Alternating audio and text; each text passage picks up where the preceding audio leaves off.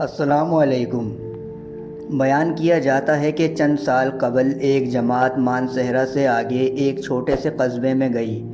اس جماعت میں ایک شخص ڈاکٹر نور محمد تھا۔ اس کا بیان ہے کہ مسجد سے باہر ادھر ادھر کافی لوگ فارغ بیٹھے تھے۔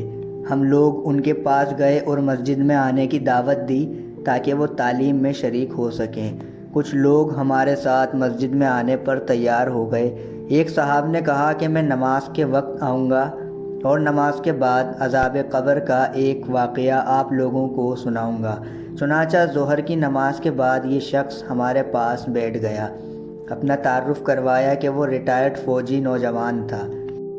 اس فوجی کا بیان ہے کہ 1970 کی جنگ میں ایک قبر میں اسلحے کا ایک عارضی ذخیرہ یعنی ایک کیمپ لگایا گیا تھا اور کچھ نوجوانوں کے ساتھ اس فوجی کی ڈیوٹی تھی۔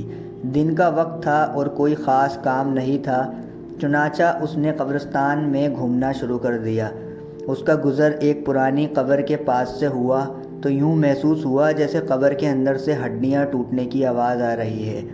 اس فوجی جوان نے بتایا کہ میں نے بندوق کے بٹ کے ساتھ قبر کی اینٹیں ہٹائیں تاکہ دیکھے کہ یہ آواز کیسی ہے۔ جیسے جیسے میں مٹی ہٹاتا گیا آواز اور تیز ہوتی گئی اور میری دلچسپی اور خوف بھی بہت بڑھتا گیا۔ دن کا وقت تھا، روشنی خوب پھیلی ہوئی تھی۔ کیا دیکھتا ہوں کہ قبر کے اندر انسانی ہڈیوں کا ڈھانچہ پڑا ہوا ہے اور اس پر چوہے کی شکل کا ایک جانور بیٹھا ہوا ہے، اور جب وہ منہ اس ڈھانچے کے اوپر مارتا ہے تو سارا ڈھانچہ اکڑ جاتا ہے اور ہڈیوں کے ٹوٹنے اور چٹکنے کی آواز آتی ہے۔ میرے سامنے اس جانور نے 3 مرتبہ اپنا منہ ہڈی پر مارا۔ مجھے بہت ترس آیا کہ یہ جانور اس کو بہت تکلیف پہنچا رہا ہے۔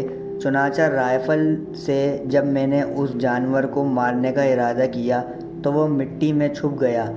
تھوڑی دیر کے بعد وہ جانور قبر سے نکل کر میری طرف لپکا اور میرے اوپر ایسی دہشت سے سوار ہوا کہ میں اسے مارنا بھول کر اپنی جان بچانے کی خاطر بھاگ کھڑا ہوا۔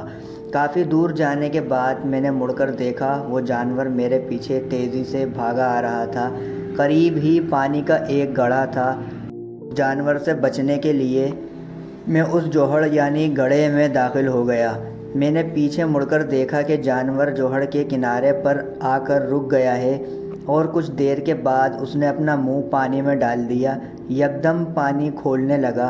میں بھاگ کر جوہڑ سے نکلا۔ میری ٹانگیں جل رہی تھیں، بہت جلد سرخ ہو چکی اور آبلے پڑ چکے تھے۔ درد کی شدت سے میرا چلنا محال ہو گیا تھا۔ میں نے اپنے ساتھی کو آواز دی تو جب میں نے پیچھے مڑ کر دیکھا تو کچھ نہ تھا بلکہ وہ جانور غائب ہو چکا تھا۔ چنانچہ مجھے ایبٹ آباد کے ہسپتال میں داخل کروا دیا گیا اور پھر وہاں سے راولپنڈی کے بڑے فوجی ہسپتال میں منتقل کر دیا گیا۔ میری ٹانگوں کا گوشت گلنا شروع ہو گیا تھا۔ ہر وقت بدبودار پیپ اور خون نکلتا رہتا تھا۔ کسی علاج سے افاقہ نہیں ہوا مگر مرض بڑھتا گیا۔ جیسے جیسے دوائی لگتی رہی ویسے ویسے جسم سے گوشت علیحدہ ہوتا گیا۔ اس وقت دونوں ٹانگوں کی صرف ہڈیاں بچ گئی ہیں۔ گوشت آہستہ آہستہ گل کر علیحدہ ہو چکا ہے اور ہر وقت مردے کی سی بدبو آتی رہتی ہے۔ پھر اس شخص نے ہمیں اپنی دونوں ٹانگیں دکھائیں جن پر پٹیاں بندھی ہوئی تھیں۔ اللہ معاف فرمائے۔ اللہ تعالی ہمیں قبر اور جہنم کے عذاب سے محفوظ رکھے۔ اس واقعے سے ہمیں یہ سبق ملتا ہے، بے شک بعض دفعہ اللہ تعالیٰ لوگوں کی عبرت کے لیے دنیا میں ہی اپنے عذاب کا مشاہدہ کرا دیتا ہے، جیسا کہ اس واقعے میں بھی آپ نے ملاحظہ فرمایا۔ اللہ تعالیٰ ہمیں اعمال صالح کرنے کی توفیق عطا فرمائے، آمین۔